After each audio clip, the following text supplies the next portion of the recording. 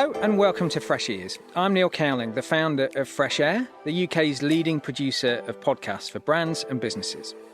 Fresh Air is all about combining creative flair and commercial nous, not making vanity projects, but instead making powerful pieces of audio content that really work for clients. As part of this, we decided to commission some work looking into the science behind how we as humans consume podcasts and what that means on a physical and emotional level, and how brands can make use of audio most effectively. So we teamed up with Kinda Studios, a specialist team who apply neuroscience research to creative projects. They enlighten us, and hopefully you, on the relationship between podcasts and our listeners' brains. The result is 3 blogs, which you can see on the Fresh Air website. And this third episode of Fresh Ears is one where we're going to explore how podcasts tap into our everyday rituals. My guests are Robyn Landau and Katherine Templar-Lewis, the co-founders of Kinda Studios. Hello again. Hello. Hello. And Podcasts Are Better For You is a nice title for this article. I agree, everyone should listen. They should be available on the NHS, but I'm biased. But the point is that about rituals and ritualistic listening. So, Robyn, why are rituals so important to us as human beings? Right. So rituals have formed the foundation of things we've done for centuries, for decades, really since the beginning of time. And so rituals, just to clarify for everyone, the scientific definition of ritual, if you will, is a repeated set of actions done sequentially. And these usually don't have any utilitarian outcome. They are mostly symbolic in nature. So when you think about clinking your glasses together at a dinner table before you eat, it doesn't make the food taste better. It doesn't make the night better, but it's a symbolic gesture of connection between people. And so you can have rituals done in groups, but a lot of the time we engage in daily rituals every single day of our lives. And we don't pay much attention to it, or we might not be aware of it, but everything from the way you make your bed in the morning to the way you make your coffee, the route that you take into work, the thing that you like to do on the weekend before you wake up. These are all very sacred moments to ourselves. And while modern day rituals may look a little bit different than they did back in the day, the meaning that they imbue into our lives hasn't changed. And these are really fundamental to, creating some sort of structure and consistency. The brain actually loves to predict what's going to come next. And so by having something that we can anchor ourselves to on an ongoing basis is really healthy. And so a lot of these rituals that we do don't take that much mental effort. They don't require us to do much. And ultimately, we're listening to podcasts a lot of the time we partake in these rituals. So these podcasts are actually imbuing more meaning, or they're making some of these mundane activities that we do every day a little bit more meaningful. They're forming the background of a lot of ththese rituals. And I should add to that sort of the meaning making of it is what is so impactful to our well-being. We almost have a sort of, an absence of rituals in modern day life compared to what we might have had in societies a long time ago. And that well-being piece from rituals comes from genuinely those repeated actions that have meaning to us. They actually calm our nervous system. They de-stress us. They allow us to recharge. But also they build connections to other people who might listen to this podcast as well. Connections with the brand, with the narrator. And those connections are so important to our, to combat things like loneliness, to combat stress, and just to bring some positive well-being into our life. And that's been going on for a long time, hasn't it? In terms of media, a radio breakfast show is a ritual, or the 10 o'clock news, those sorts of, we've been building media into our ritualistic behaviour for a long time. Podcasts have only really been a thing properly, particularly in the UK, for sort of 5 or 6 years. And it's been fascinating to see how people increasingly do say, I listen to podcasts every day. I always listen on my commute, or I always listen when I go out for a run.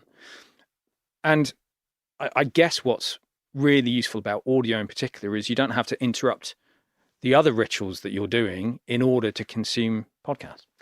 100%. And I think there's a wonderful place for podcasts as a ritual to build connection, to build well-being, but also actually reverse some of the more negative states of being we have. For example, the commute. There's some amazing research to show that if we have a commute up to about 30 minutes, that can be an okay or good thing because it gives you a bit of time out.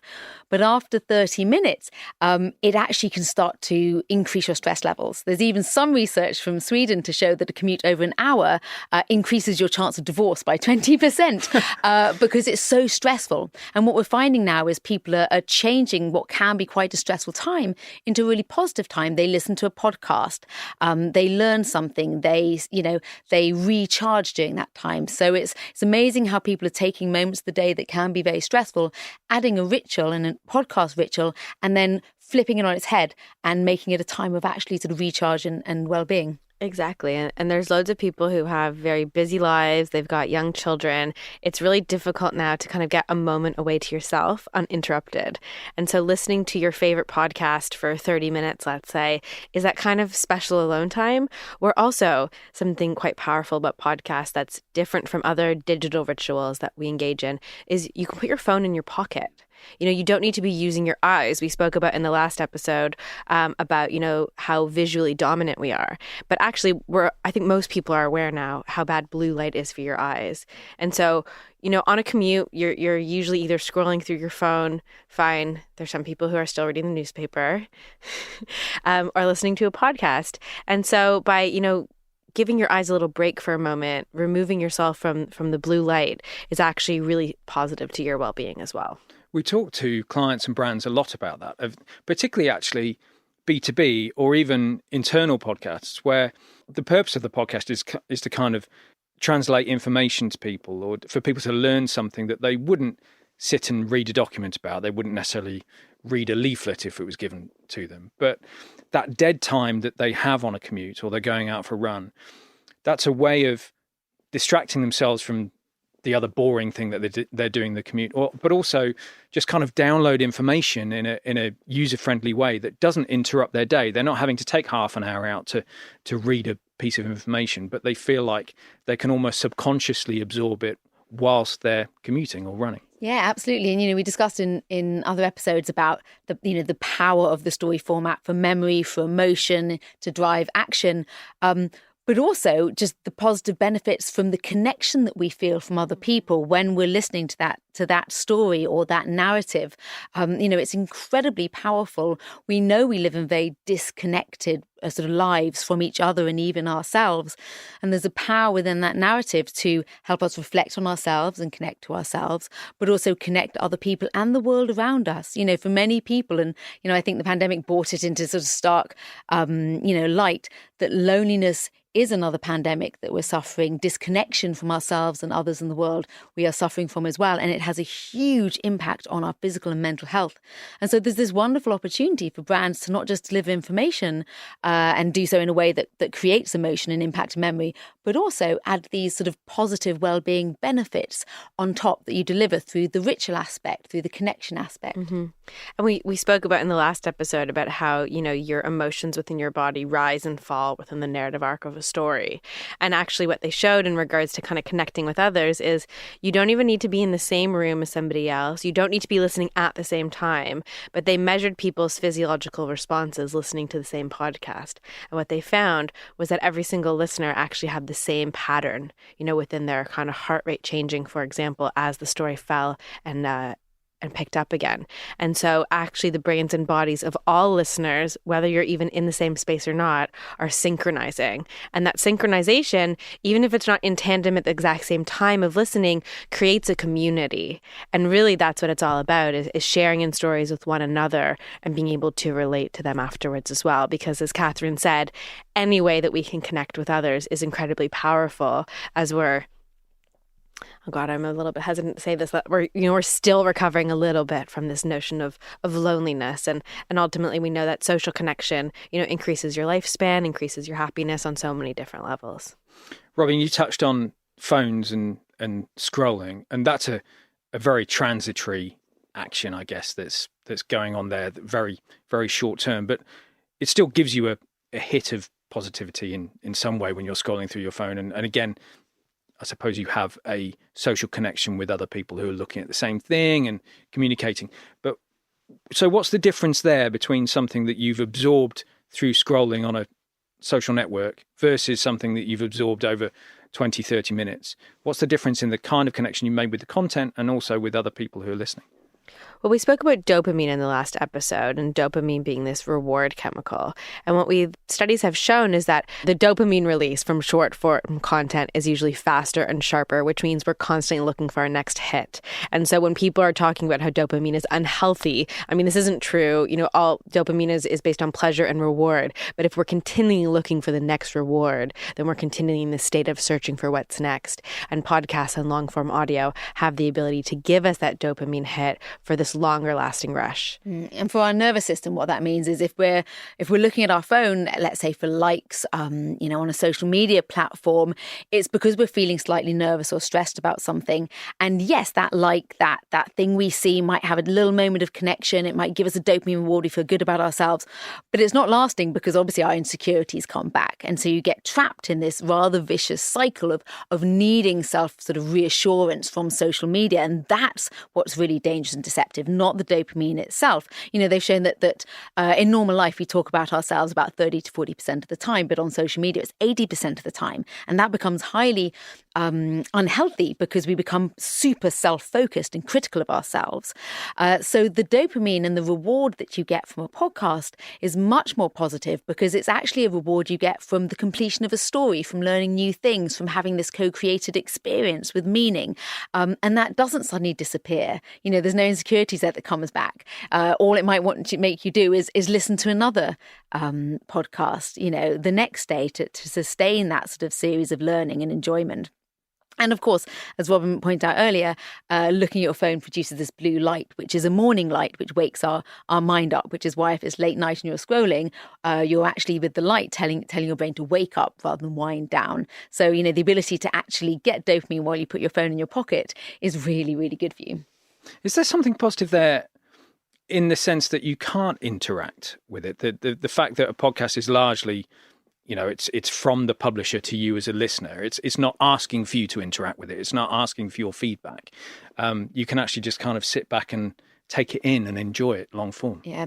There's definitely less stress involved in podcasts and social media because you don't feel that you're being judged at all. You're there and you're in a space where, if you want, you're hidden, and yet you still feel that there's engagement, there's connection, but nobody is judging you or valuing you. And one of the places we have most anxiety is when we feel judged. Social acceptance is so important as a survival to us as human beings that any platform where we feel that we're looking for social acceptance is going to come with a sort of stress response as well. So you're devoid of all of that when you can just listen to a podcast, connect, engage, but in a way you're not in the spotlight at all.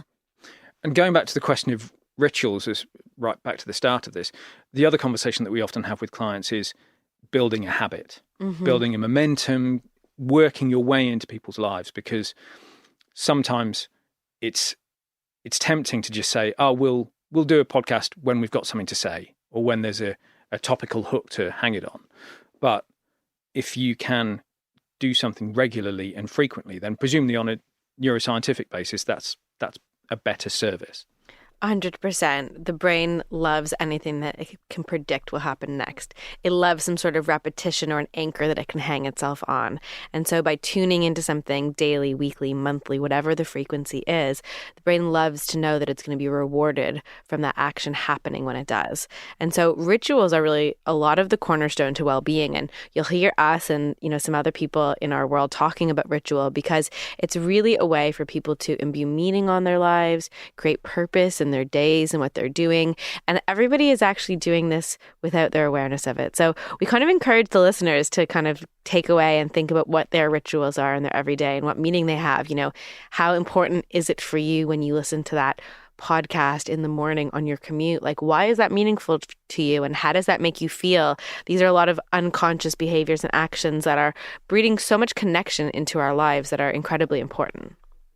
And so the job of the brand presumably is to harness that ritual. We've said this a few times over the course of this series, but without being cynical, without jumping on it. But if you can work your way into people's rituals and feel like you're enhancing them rather than disrupting them, then that's the way to go. Absolutely. It's a genuine opportunity for a brand to have a positive impact above and beyond just the value of the knowledge or the information that is being delivered. But through that engagement, that connection, that ritual, the positive emotional and chemical journey you're taking someone on, that is an added value to someone who is listening that goes well beyond just information.